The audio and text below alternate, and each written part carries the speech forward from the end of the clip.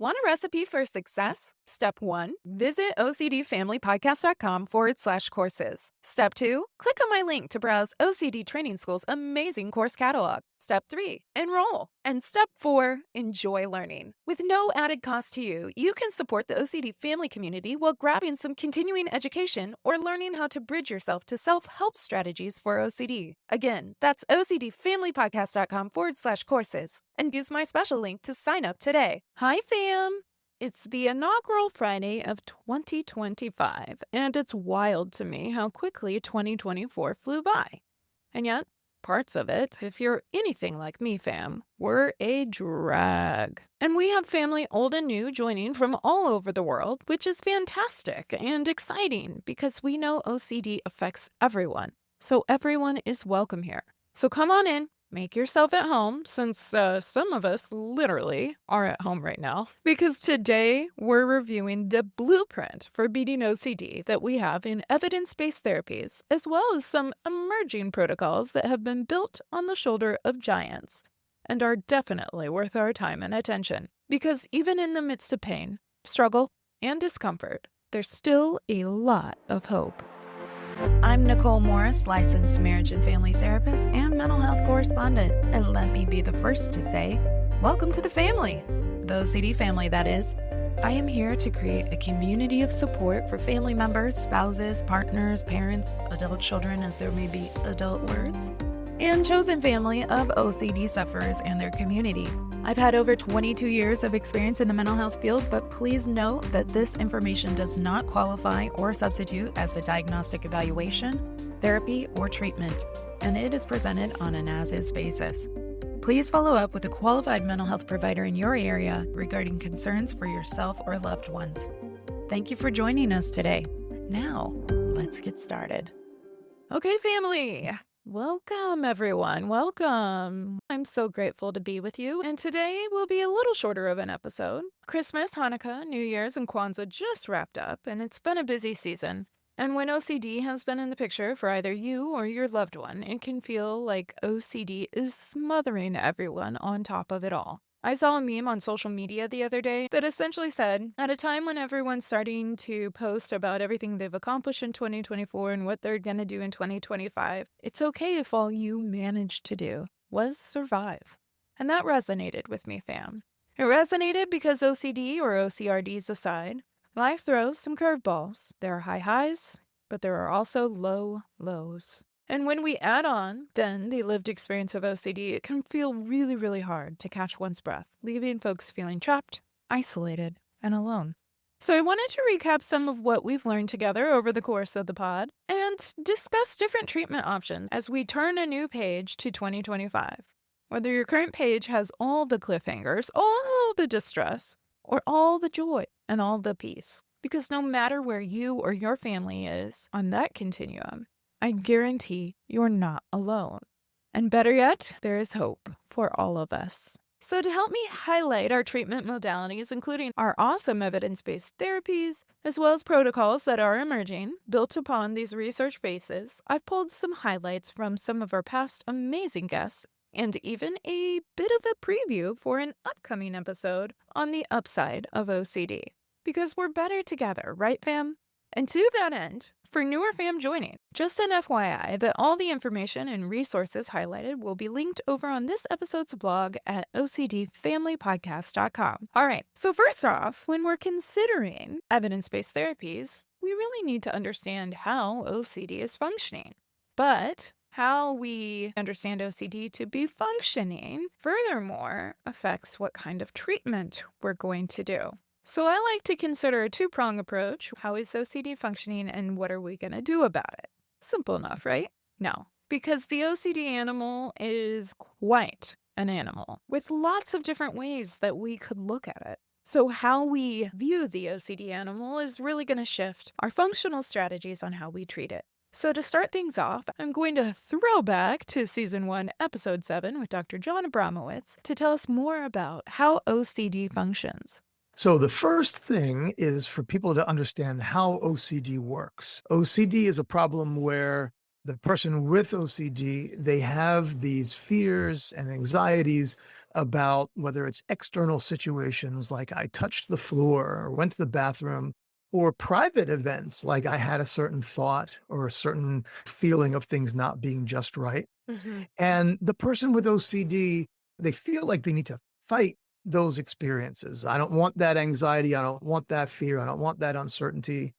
And so to them, those experiences are like an urgent matter that requires some sort of action. And so the person does these compulsive rituals, washing, checking. People are probably familiar with those. Hmm. And the point of those rituals is to try to reduce that anxiety, make the feeling of danger go away, try to bring some sort of certainty back and make the person feel safe. The problem is that they end up going to excess and doing this over and over again, and they misperceive danger. They overestimate danger.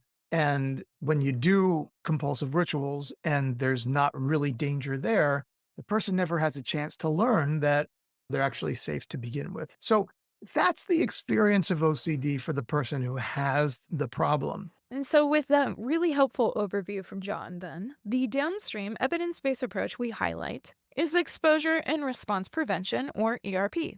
ERP has been around for over 50 years, and here John will explain an overview of ERP as well. So exposure and response prevention, it is a form of CBT or cognitive behavior therapy. And what we do in exposure and response prevention is that we challenge folks with OCD to lean into their fears, to face down the situations, the unwanted thoughts, the anxiety, the uncertainty that they typically try to avoid or push away. We want to help them to lean into that so that they can learn that those situations are not as dangerous as they thought. And in most cases, they're not dangerous at all. At the same time, they need to give up their compulsive rituals so that they can also learn, I don't need to do compulsive rituals in order to be safe. The outcomes are generally good. What we know in the literature is that somewhere between 50 and 75% of folks have a positive response. And in most cases, that is a long lasting response. And so that's how therapy works. Excellent. So, ERP is a great option for treatment. And if it sounds hard, that's because it is hard. OCD is hard for that matter. And this is where working with a trained clinician can be so important. But additionally, I love augmenting ERP through a justice based lens, which Dr. Caitlin Pensiati et al. Have shared more about, particularly when highlighting OCD themes that impact various intersections. But I think her call to action can and should, which I don't always use the S word, should, apply to ERP across the board. Listen as the good doc shares a bit more. It's really common when you're first starting in this work as a professional or even as a person with lived experience trying to design exposures for yourself or figure out what you should be challenging yourself with to go with these surface level fears and try and figure out like what is the most extreme thing that I can do to really increase anxiety. I joke with Marty Franklin because I always quote him when I talk about this. And I feel like I should be paying him royalties at this point, but he describes this as like the fear factor approach. It's easy to slip into this, like, okay, how can I get the most bang for my buck? And certainly there are issues with that across the board. That can be such a slippery slope, but it's also not necessary. It's not functional to force ourselves to do these super, super, super extreme things. It's something we should always keep in the back of our mind. Am I helping or am I harming? So, what Caitlin is speaking to is the importance of targeting core fears underlying the distress in value driven ways, not in ways that just raise anxiety for anxiety's sake, use other people as props, or perpetuate harmful stigmas. So, instead of engaging in those surface level exposures, we want to target core fears. So, one of the examples that Dr. Pinciati and I discussed during her episode, which was Season 1, Episode 29, was surrounding racial slurs. Let's say someone is distressed because they had an intrusive thought about calling someone a racial slur, which is ego dystonic, meaning it's as far and as opposite from what that person believes or thinks about other people, and they're disgusted by it. Ugh, so many notes. Listen as she describes what treatment of the core fear is and isn't. The exposure isn't, let's do that thing and see what you think about it. We don't need people to get used to using horrible slurs. But what you can do is have a conversation with someone and tolerate the uncertainty that maybe it will slip out. Maybe it has slipped out and you didn't realize it. You don't have to actually do the worst case scenario. And in fact, in most cases, I would argue that you shouldn't. Now, fam, if you're newer to ERP and wondering, but why would you even attempt to tolerate an idea like, what if I'm a racist person? Or what if I'm a dangerous person because I'm secretly racist, even though I abhor racism and I would never want to be racist? Blah. Again, remember what John stated. We challenge folks with OCD to lean into their fears, to face down the situations, the unwanted thoughts, the anxiety, the uncertainty that they typically try to avoid or push away. At the same time, they need to give up their compulsive rituals so that they can also learn, I don't need to do compulsive rituals in order to be safe. So, the exposure to this core fear and the response prevention is preventing the compulsive or avoidant response. So, if you or your loved one finds themselves going round for round, ruminating about whether they're secretly a dangerous racist because they had this distressing, unwanted thought about a racial slur, then a justice based ERP exposure looks like exposing yourself to the thought that you could be dangerous while practicing the response prevention of not ruminating or arguing with OCD, but like Caitlin shared, tolerating uncertainty. What if this could slip out? Maybe it could, maybe not. It's not about saying slurs 5 times fast, but exposing yourself to the distress that that thought brings and not trying to solve or avoid it. Because the distress isn't dangerous. The distress is a reaction to the thought and not participating in the compulsions. That's what creates that new learning in the brain that John was talking about. And it's what helps those sticky, intrusive thoughts within OCD become unstuck. And as John noted, it has a positive effect for a lot of people. That being said, it's not a cure. None of these treatments are cures. So options, plural, are important. But as long as we are talking about ERP, I also want to mention a program called SPACE, which I consider to be ERP adjacent. Back in season 1, episode 13, I talked about SPACE with my special guest, Ben Eckstein, and I think he provides a really helpful overview. SPACE is an acronym for Supportive Parenting for Anxious Childhood Emotions. And it was originally designed to be a treatment for younger children. And sort of the unique thing about SPACE is that those children are actually not involved in treatment. So it's a treatment model where the parents are actually the one receiving treatment. So there are a series of modules that you go through and you essentially learn how to support your child differently. And so in SPACE, they define that as this combination of validation and confidence. So validation being, hey, I know this is really, really hard, but confidence being, and I know you can do it. And so I think just before doing anything with accommodation, learning how to approach those moments where your child is distressed from a different angle, leaning into this sort of different way of supporting them. And then once you've established that, then there is this very systematic approach where you do start removing accommodation behaviors, almost like an exposure hierarchy, right? Like you kind of do this inventory of all the different accommodation behaviors and then select behaviors, not necessarily based on what's the most difficult, but based on what will be the most effective, what makes sense, what will provide the most benefit for the parents or the child. So it doesn't need to be in that hierarchical kind of way, but you just pick these things and there's a whole kind of rollout as to how you pitch that to the kid. And nothing is really expected of the kid. The whole idea here is they can do whatever they want. We're not asking them to do anything. They're not involved in treatment against their will. They don't need to do anything. It's up to the parents to figure out how they approach things differently. And what I think is really fascinating is the results that they've gotten in some of these trials are on par with what kids actually get when they go through ERP themselves. So it's pretty effective.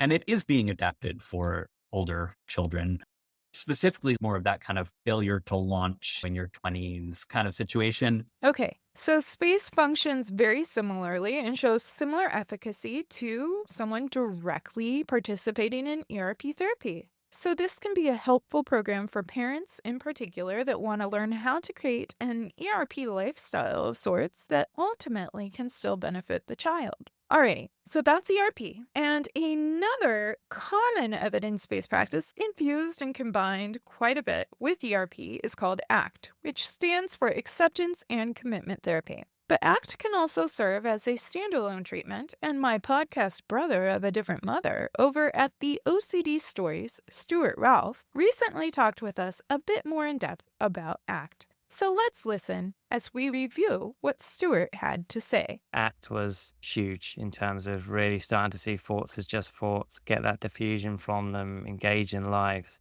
I would say ACT was really the game changer for me. The key goal of ACT is psychological flexibility. And Stephen Hayes, one of the founders of ACT, likes to talk about, I think he did in his TED talk, we need to take a break before you have a mental break. And in the context of OCD, the acceptance part of ACT is very much making space for thoughts and feelings, that I'm having these thoughts and feelings. I don't have to agree what the OCD is telling me, of course not, but just that my brain is telling me that the door handle is contaminated, or I'm going to hurt some kid, or it's just there's another thought that my brain is giving me, and allowing it to be there. And of course, with OCD, we don't allow it to be there. We're like, get rid of this. I can't think this, because even if I think it, I'm a bad person. No, you're not. You're just a person with a brain.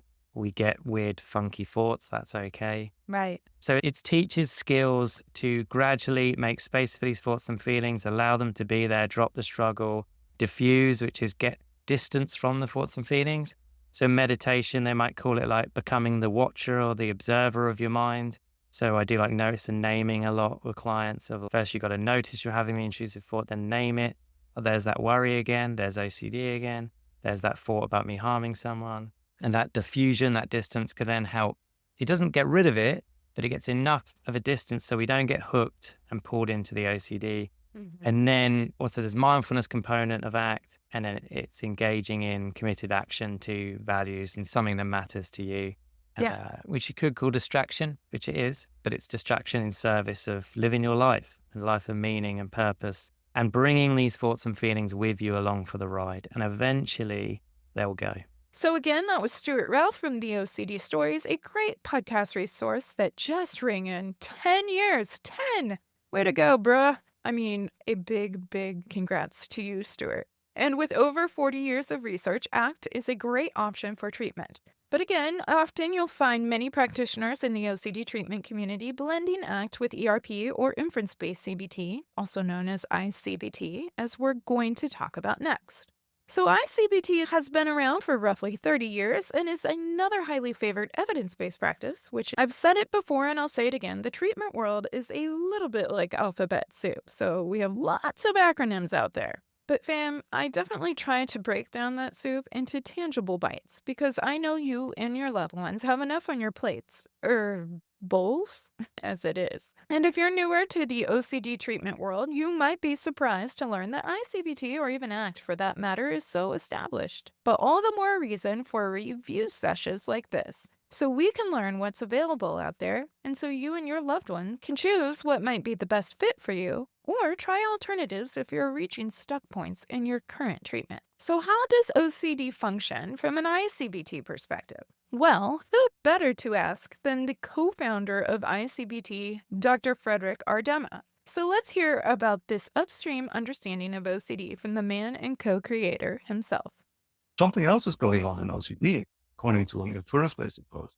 Something very different, which is that a person creates a story that makes these possibilities into a relevant consideration in the here and now. Mm-hmm. And that is done by reasoning, the probability, let's say. Mm-hmm. So that's distinction between abstract possibility and real probability. And that is done by reasoning. And this reasoning is characterized, that we go back to, this distrust of the senses, a distrust of the self, and over-reliance on the imagination, which causes imagination to be superimposed on reality. It leads to a confusion between reality and possibility. And suddenly, what should just maintain, or it should just be an abstract possibility with no emotional relevance, with no intensity to it, just abstract like any other possibility that which otherwise brush aside is no relevance. That's what causes this enormous intensity. It creates this enormous absorption, which should be just an abstract possibility, into something that becomes very real to the person in the here and now. In that sense, acting upon compulsions is the most natural thing in the world you can do. It was a real probability, you know? Mm-hmm. There is a real danger, no matter how small. Mm-hmm. Actually relevant to the here and now. Right? Children may be in danger. that my loved ones may be in danger. It's a natural instinct to act upon. The problem is that you're acting on what is no more than an abstract possibility. The thought should not even come up. It's not a matter of accepting your thought, not a matter of accepting the uncertainty. Thought should not even be there. It's not relevant to the here and now. Problem is you make it relevant through a story that you tell yourself. Stories themselves are not wrong, but how the person with OCD applies to it in the here and now is problematic. It leads to an actual obsession. That's the issue. That's the crux of what we call inferential confusion. Okay, fam. So if you're newer to I-CBT, you might be going, what now? Because this way of both conceptualizing and treating OCD is very, very different. So let's first invest a little bit of time on understanding inferential confusion a bit better, which is the mechanism for how OCD works that we learn about in I-CBT. And then we'll talk a bit more about treatment. I've had a number of guests on over the years that have talked about inferential confusion, but I'm going to highlight just a few voices on the subject, starting with Mike Hetty, who was the first to come on this podcast and really helped me and the fam understand this concept better. If we arrive at a conclusion to doubt, inference of doubt, through this reasoning narrative, we begin to distrust what reality is telling us. We begin to distrust what our five senses and our common sense tell us. We begin to distrust what we know about this present moment. And we start to favor what could be. We start to favor and trust and overinvest in what hypothetically might be, or otherwise trust our imagination, right? So that's actually the definition of inferential confusion, which is the primary process that not only predicts for OCD, but if we treat it and reduce its intensity, people get better from OCD. To illustrate this point further, let's listen to our most recent podcast guest, Carl Robbins, share more about what this looks like conceptually. What do we mean by confused? What we mean is having trouble telling the difference. You know, my wife has two nephews that are close in age and very similar, and I call Jack Pete and Pete Jack. So I confuse them, right? I have trouble telling them apart. And that's what inferential confusion is. And there's something called the inferential confusion questionnaire, which shows that people with OCD have a tendency, more than people who don't have OCD, to get confused in this way. So if you or someone in your life is dealing with OCD, it can feel like this inferential confusion is pretty widespread. And we can measure it, as Carl stated.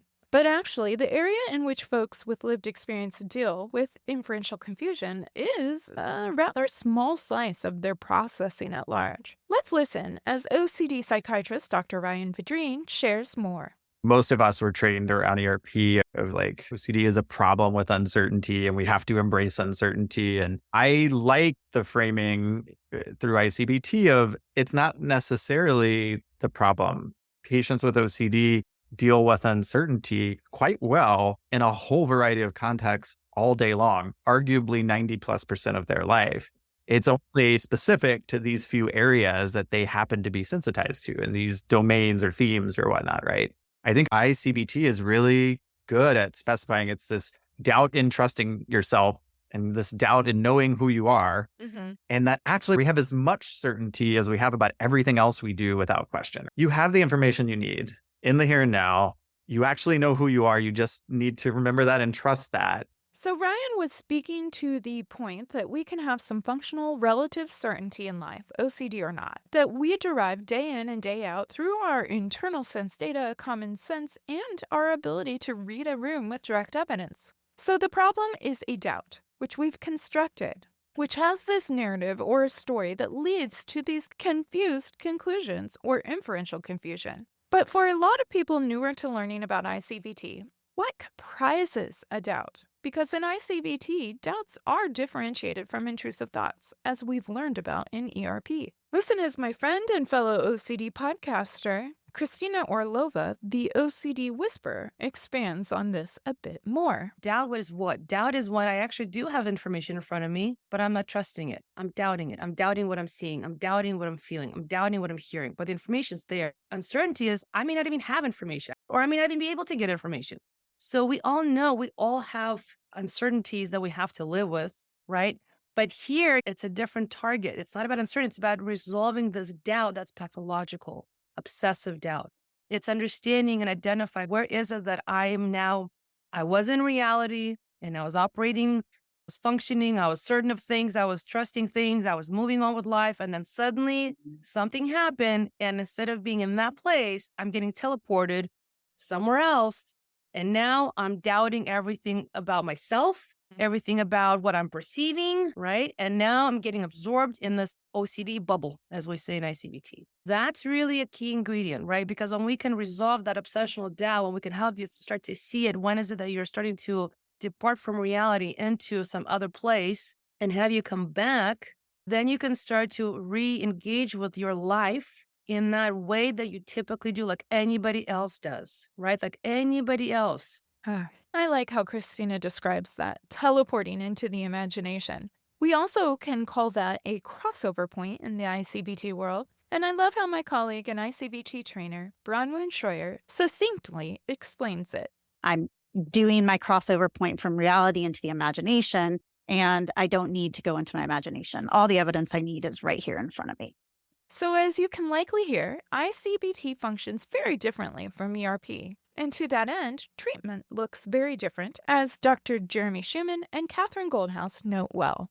I-CBT offers a non-exposure method of treating OCD by directly going after inferential confusion and going after doubt. The goal of I-CBT is for clients to learn to trust themselves and stay connected to reality rather than getting lost in the world of what if. So treatment focuses essentially on the thinking process that leads people to continue doubting something, even when they have all the information they need. So I-CBT treatment follows the structure of 12 modules that explore how doubts are constructed, understanding inferential confusion, relearning to trust our real selves, and strategies for getting out of the OCD bubble. And like Jeremy mentioned, it's a non-exposure-based model, which is no shade to ERP.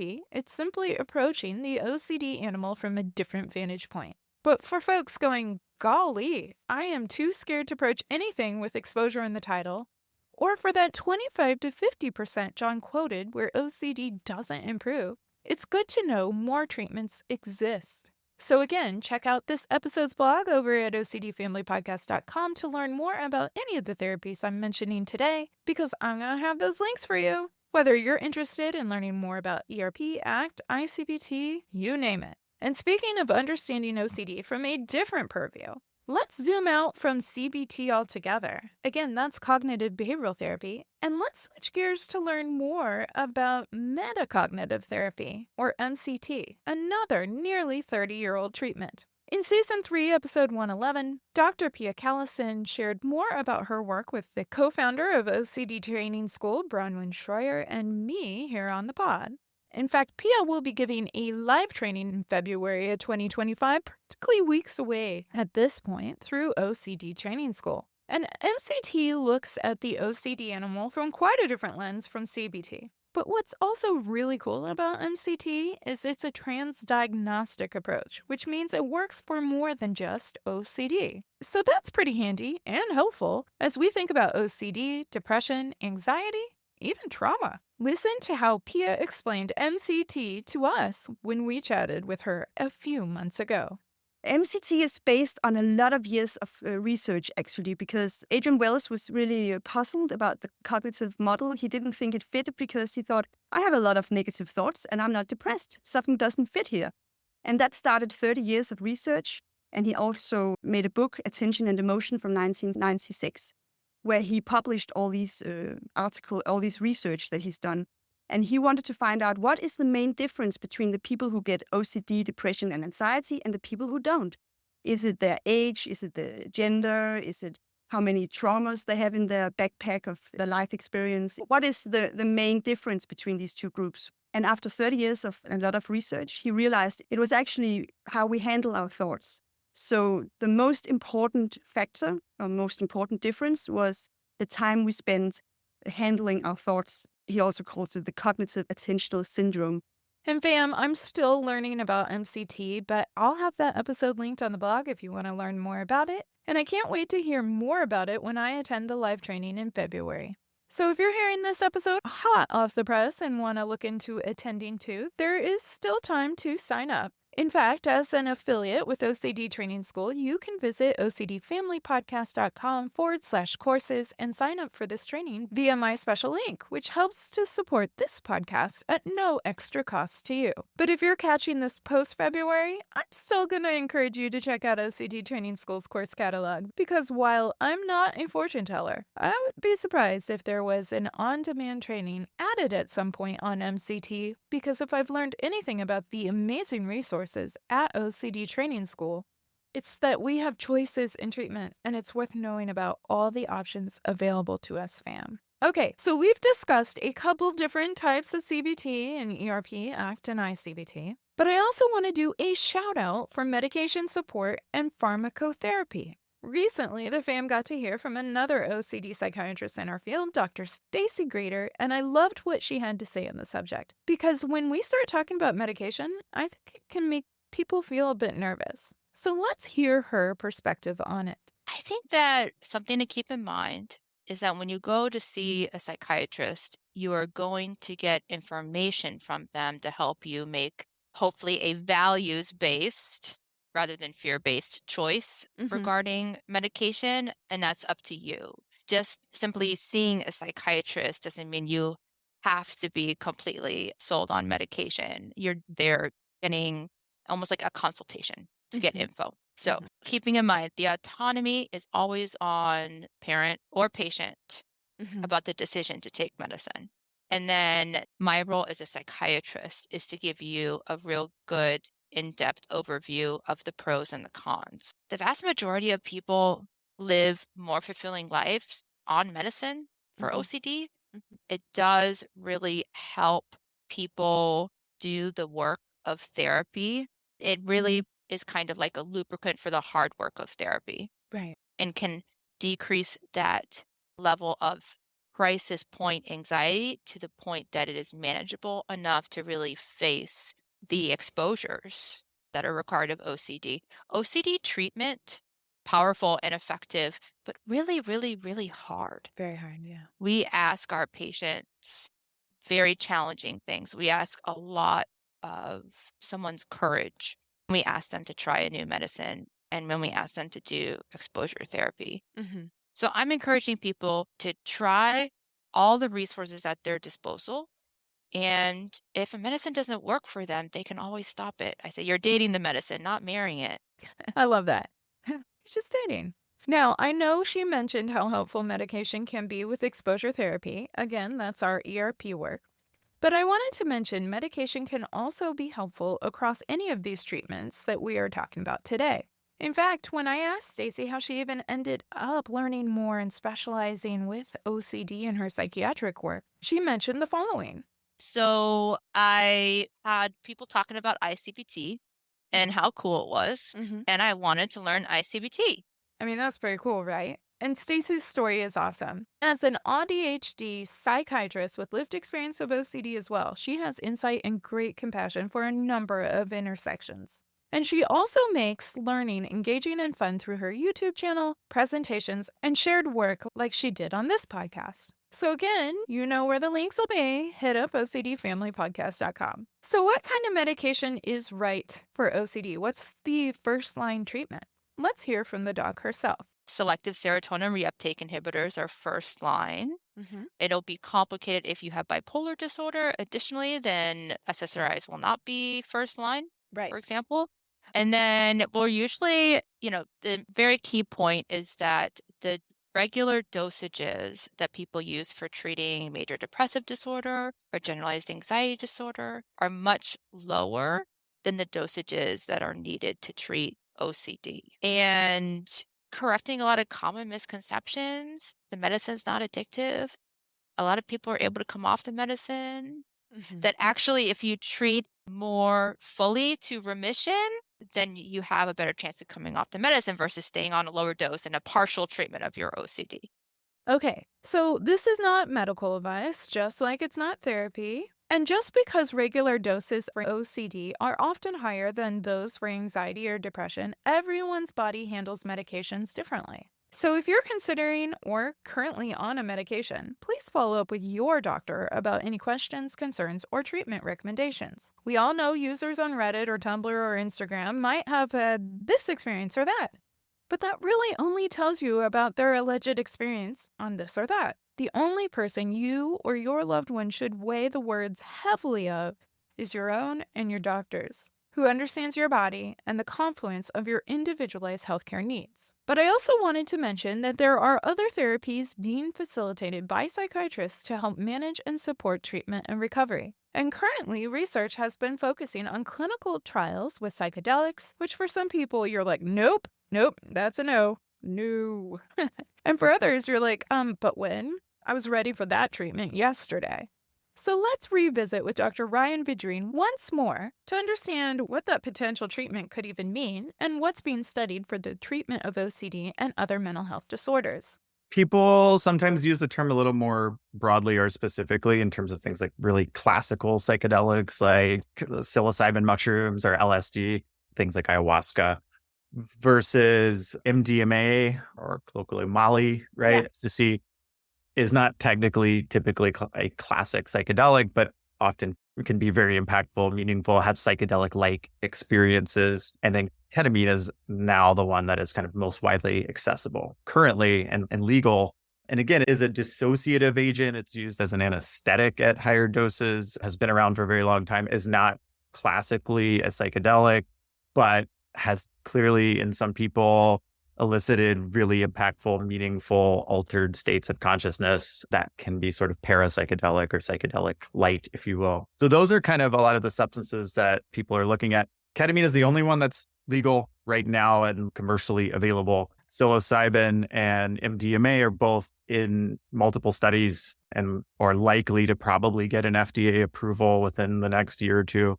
Most, if not all of these studies, I should say, are typically higher dose sessions as trained professional as a guide or therapist and include preparatory work and integration work after the fact. So this is not like pop a psychedelic and go about your business. See if your life's better. It's mostly not microdosing, although there's a little bit there and maybe that will come. But like most of the studies and where the likely approvals will happen is not in microdosing. So that's where we have most of our kind of research evidence currently is on these preparative therapy sessions with a high dose with a professional, and then integration sessions go over what you experienced and make meaning of it and how do you want to carry it with you. Okay, so a lot of these trials are looking at disorders like depression, trauma, and the outcomes for OCD specifically are still pretty scarce, but they are being done and people do want to know more about it. So I included it here. Ryan also talks a little about deep brain stimulation and TMS briefly, which is actually what brought him into the OCD and psychiatry sphere in the first place. I think if you look at some of these novel treatments, deep brain stimulation, TMS, some of these things, OCD is one of the disorders that is one of the only things that it has approvals for. And so in certain ways, it's a little bit ahead of the curve. Now, a few things here. Deep brain stimulation and TMS are different. TMS stands for transcranial magnetic stimulation, and it's an outpatient procedure, sometimes referred to as the depression helmet, and it has transdiagnostic efficacy for OCD and other mental health disorders. It's non-invasive and generally pretty effective. Now, when it comes to DBS, or deep brain stimulation, I know it gets confusing because there's TMS and then there's DBS. I recognize that just even the sound of it, deep brain stimulation, sounds pretty scary, and it often gets confused with something like electroshock therapy. But fam, it's not electroshock therapy. Listen as OCD researcher Dr. Eric Storch talks more about what DBS is and what research has shown when it comes to OCD. So deep brain stimulation is a neurosurgical treatment that's safe, rarely used with adults with refractory OCD. These are folks that have tried everything, dozens and dozens and dozens of hours of ERP, 3 or 4 antidepressants, together with antipsychotics. You have had to fail a lot of treatment before that's even considered. And you know what? It works really well, really well. Okay, so a couple important things there. Eric referenced OCD, which is another way of saying treatment resistant. So whether doing therapy or medication or both, if OCD is not budging, DBS is an evidence-based treatment that can deliver continuous stimulation versus something like electric shock therapy, where electrodes are attached to one's scalp and essentially induce a seizure in a patient. You see, those are two incredibly different procedures. And like Eric mentioned, DBS is not a first-line treatment, mainly due to it being a neurosurgical procedure, which is a lot more invasive than the other treatments we've mentioned. DBS can work really well for OCD, though, and for other medical conditions or neurological disorders like Parkinson's disease, for example. And so it's great to have an option if OCD is not budging. But for the vast majority of lived experience warriors, it never gets to the point of considering DBS. But if you or a loved one has, I'm glad that it's there. I'm glad it's research-based. And I'm glad this neurosurgical option is proven to show relief for OCD. You deserve that. Okay, so we've summarized some amazing evidence-based therapies that are out there for OCD. And I will note some incorporation of more generalized CBT or even dialectical behavioral therapy, also known as DBT, can be helpful as well. But I would always recommend they be used in conjunction with our other established evidence-based practices. Now, with ERP being our oldest treatment on the block and recognizing that our ERP of today has evolved a long way from where it started, I think it's important to highlight emerging treatments that are a buzz in our treatment community. For many of these emerging approaches or protocols are built on the shoulders of giants, from a firm foundation of what we know about OCD from decades of the research and existing therapies. So I'm going to mention my top 4 emerging treatment interests here, starting with a known evidence-based treatment that will sound particularly familiar from the top of the show, and that's I-CBT, but this time for kids. So I-CBT has a robust and growing research base, and we thoroughly covered the importance of targeting and reducing inferential confusion earlier in this episode. But based on a whole host of variables for kiddos, something that's covered in most Psychology 101 courses is a dude by the name of Jean Piaget and his theory of cognitive development. So how we reason from even a pre-operational phase to a more concrete to even further yet a more formal or abstract stage will impact how we reason our growing world. Thusly, not all age ranges will benefit from I-CBT. But as a number of us providers have found, once a kiddo can distinguish between reality and imagination, often they can do very well with I-CBT treatment strategies. So part of what emerging treatment requires is a curiosity that states, hey, if we know this treatment to be helpful here, we have this clinical understanding of how it helps, and we know that this kiddo is capable of distinguishing reality from imagination, then this might be a really important field of study that can expand this evidence-based treatment modality's reach. So while fidelity to our models is so super important, it's also how we've learned in other areas, like with DBS, that it can be helpful for more than just Parkinson's, or that SSRIs can be helpful for more than just depression. And being judiciously curious and researching our growing hypotheses are so very important. So that's number 1. And number 2, a very popular topic here on the pod, has been a protocol called Rumination-Focused ERP, or RF-ERP for short. This protocol, again built on the shoulder of giants within the ERP world, integrates exposure and response prevention with a psychodynamic approach. Additionally, as the name suggests, it focuses on rumination, and even more so, how rumination is controllable. Listen to the creator of this protocol, Dr. Michael Greenberg, explain it more. I had this realization that rumination was analytical thinking. Yeah. In other words, this realization that rumination was not a thought over and over and over again. It was you trying to figure something out. And the key thing is that analytical thinking is controllable, and therefore rumination is controllable. In other words, people think that rumination is something that happens to them. And the key take home of RF-ERP is recognizing that rumination is actually something that you are doing. There are emotional factors that make you feel compelled to do it. You might not realize that you have a choice about doing it, but ultimately it is something that is subject to your control. And if you're ruminating, you can actually stop. Are you intrigued? You're not alone. I get a lot of hits on this episode and lots of comments over on YouTube. It is very intriguing. And in Season 2, Episode 90, we discuss all of this and more. But since both this protocol and traditional ERP involve, well, ERP, you might be curious about how this ERP bit differs, if at all.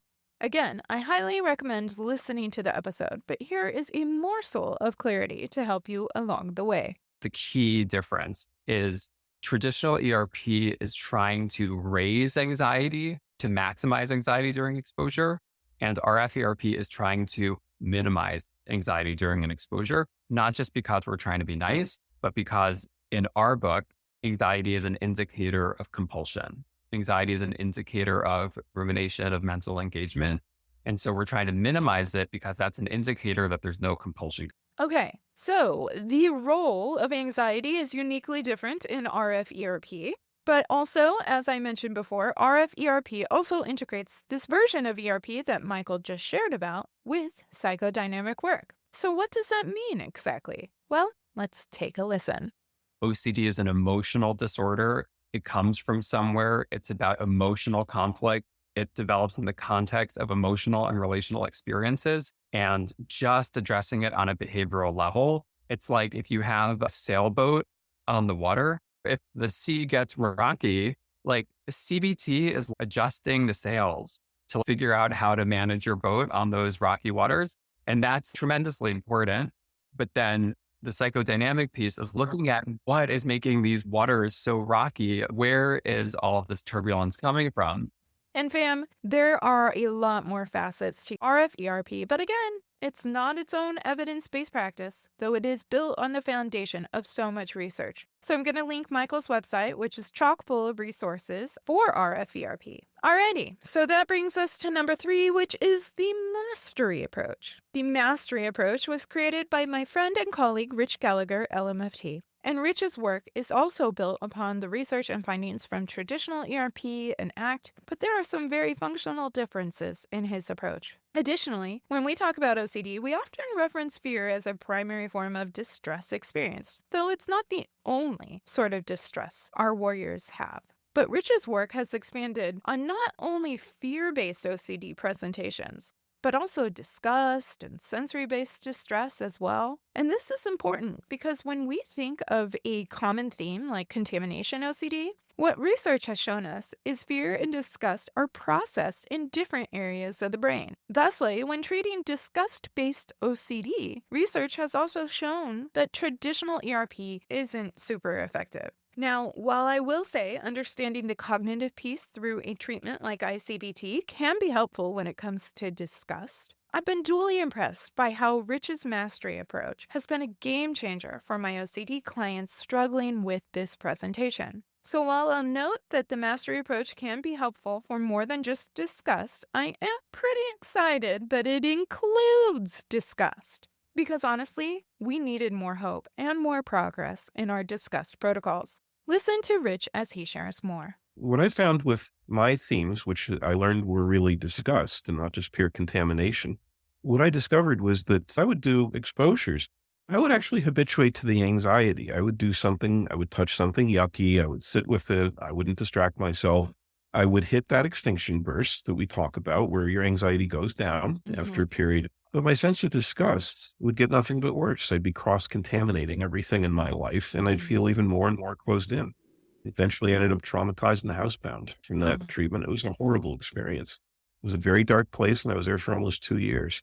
But thankfully, in my case, the story didn't end there. Thankfully, I eventually hooked up with a fantastic clinician. Her name was Dr. Katrina Blomquist. For the first time, she really listened to what was working and not working for me. And so our therapy sessions were really brainstorming sessions. Neither of us knew our way out of the jungle yet. And we spent months literally jiggling the key in the lock, trying different strategies. And so eventually we found an approach almost by accident that worked for me and later turned out to have emerging literature support behind it. And I eventually disseminated this as a proposed treatment protocol for disgust-based OCD. And it just changed everything about my life. And I recovered very quickly once I discovered what to do. So what does it entail? Well, it entails a lot. But a core feature of the mastery approach is it allows for the use of some judicious safety behaviors to help move you towards practicing and mastering the life you want. And while you might say, hey, but isn't that accommodation? Isn't accommodation reinforcing OCD? Isn't that not response prevention? Well, kind of. And that is pretty important, fam. This isn't ERP, but in a lot of ways, you can still practice helpful response prevention. So the mastery approach helps you build attainable goals, values readiness, and moves you toward engagement with life with the support of lower cost, bigger gain, judicious safety behaviors. Or listen, as Rich states it. The idea that I could absolve myself of using reasonable judicious safety behaviors versus the ERP model that I have to get used to this somehow, and that I could make reasonable accommodations and get used to living life changed my life. So if you're curious where you can learn more about the mastery approach, Rich recently published the Contamination OCD workbook that helps walk folks through building their own mastery approach to OCD treatment. And it's a phenomenal resource. I've used it with multiple clients, including for contamination and emetophobia. And I learned Rich even gave the OCD Family podcast a shout out in his book, which was very kind of him. But that's not why I'm telling you about it, fam. And I get no kickback from endorsing it other than knowing you and your loved ones have access to more hope. So check out his episode here with the fam or grab a copy of the Contamination OCD workbook. All the links are going to be provided on this episode's blog at ocdfamilypodcast.com. All right, now last but not least is a very new approach to me that felt worth including.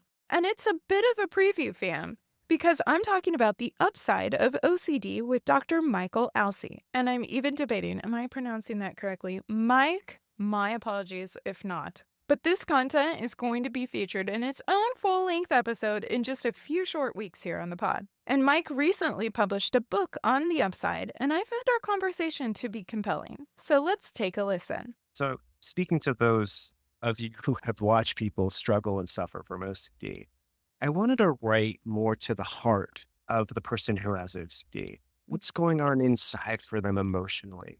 What kind of deep sensitivity do they have that people often miss? What kind of creativity do they show that people only see when it's tormenting them? So I really wanted to show more of the person as well as the disorder. But my kind of new angle is that I think the person who has these qualities develops OCD. And I think we tend to focus when the disorder is already flourished and forget about these really interesting, kind of beautiful characteristics of a person who will later develop OCD. And so to me, I wanted to reclaim this heart because I think people with OCD actually have an enormous heart. Like if the Grinch has like a heart that's like way too small, a person with OCD has a heart that's way too big. And it's often so big for others and not big enough for the self.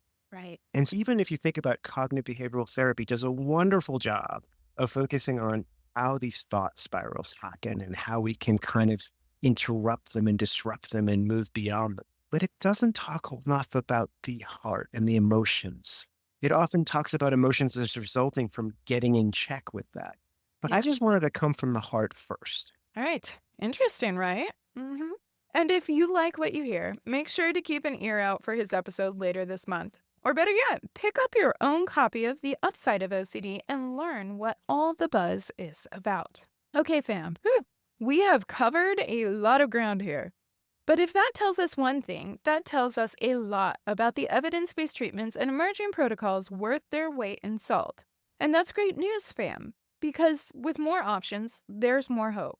But let me clarify, that doesn't mean all treatments help with OCD, not even all evidence-based treatments, because ultimately we have to rely on the proof that these treatments actually help for OCD. So for example, EMDR. It's an evidence-based treatment. Sometimes you'll hear it advertised for treating OCD, but it is not indicated for OCD. It is a great treatment for trauma, along with prolonged exposure and a number of other evidence-based trauma treatments. But we treat trauma and OCD differently. So EMDR for OCD? Nope, that's a pass. There are also other trends like brain spotting, and it feels like a lot of people are getting trained in brain spotting. So there's some general excitement in the broader mental health treatment community about brain spotting. But the reality is it lacks quality evidence regarding efficacy or effectiveness for OCD. Yeah, the brain spotters are going to come for me on that. But you know what? Even if people self-report benefits from their experience of something like brain spotting with OCD, I need more than that. And you know why? Because I have OCD. My son has OCD. My extended family has OCD. I have friends that have OCD. I have clients that have OCD. And either you or your loved ones, you may have OCD. And we deserve better than some positive self-reports from the peanut gallery. And the research has shown it's not the secret sauce. So we need to be creative and open-minded. Absolutely, like we talked about with the 4 different protocols that we just reviewed. But we still need to require that strong foundation of research and knowledge that we can trust. So hopefully this review has been helpful for you, fam. Whether you've been with us for a hot minute or are brand spanking new to our family, just trying to stay above water. The truth is OCD sucks. OCD is hard. But hope is available in so many different forms. And above that, fam, knowing we aren't alone, knowing we will continue to learn and grow and fight this OCD animal, that is very, very good news. So Happy New Year, fam. And remember, we've got this. Thank you for joining me and our OCD family community. If you enjoyed what you heard today, please like and subscribe to the OCD Family Podcast wherever you enjoy your podcasts. Did you find this content helpful? Please consider leaving a review. The more people that know they're not alone, the better. For more information regarding today's podcast, please visit OCDFamilyPodcast.com and remember to join the email list while you're there. It will provide you with the most up-to-date information, resources, and the down low on the family chatter. Oh yeah, nothing says family like kicking OCD right in the booty. That's right, I went there. And you can too at OCDFamilyPodcast.com.